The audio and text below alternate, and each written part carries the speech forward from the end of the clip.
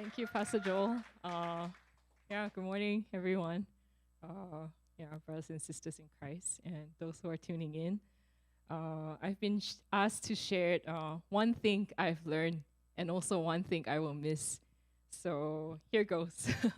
um, More is caught than taught. I don't know if you agree, but many of us here, especially with families, with children, we catch things much more easily than what you say to us and what you teach us. And this is what Pastor Joel and Gospel City Church has done for me, because what they have how they have lived out their lives have been so much more impactful because of how I witnessed their lives.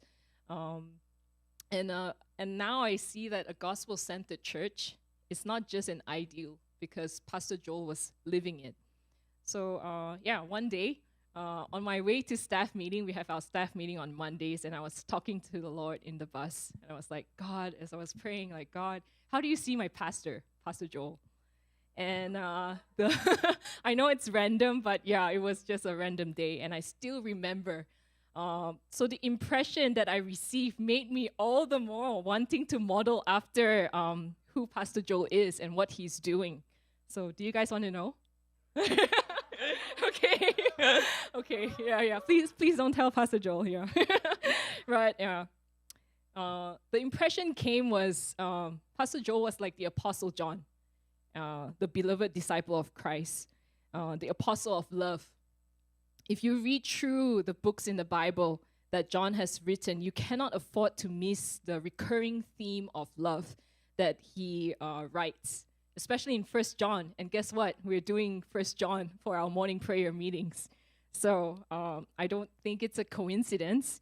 And I felt like, as the Apostle John, he may not have like significant miracles like Peter or, significant events like walking on water, preaching to thousands turning to Christ, but he was the closest to the Lord. He was the one leaning on the chest of the of Jesus Christ and just hearing what God is saying. And this is the pastor you're blessed with. And the way and means I saw how Pastor Joel prayed, and how the way he speaks just points to one thing: how to love God and love people better.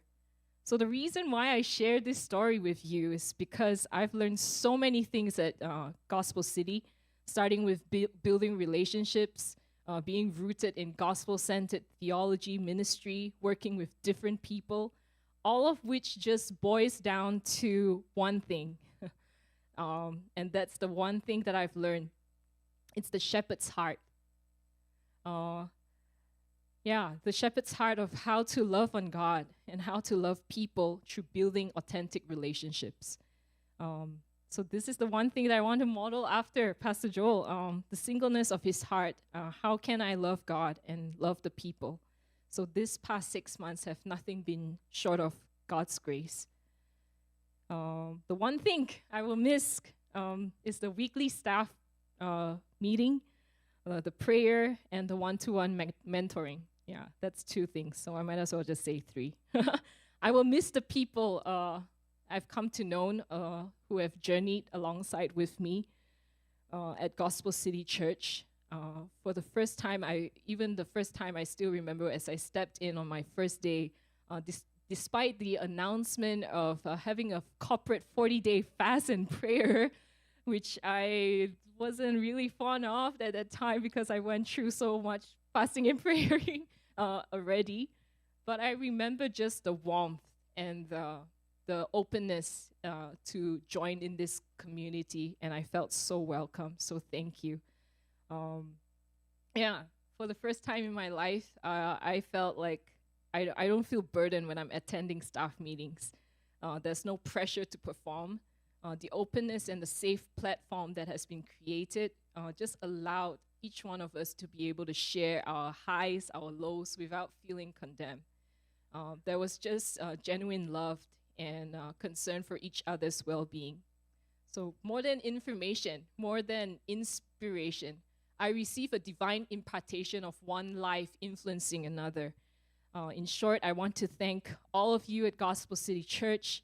Thank you for being a home away from my home. I do want to end this prayer, end with this prayer for everyone tuning in, family, friends of Gospel City, the advisory board, Pastor Joel, Pastor Shin, Gary, Sarah, yeah.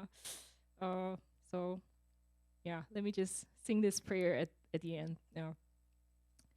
The Lord bless you and keep you, make his face shine upon you, be gracious to you.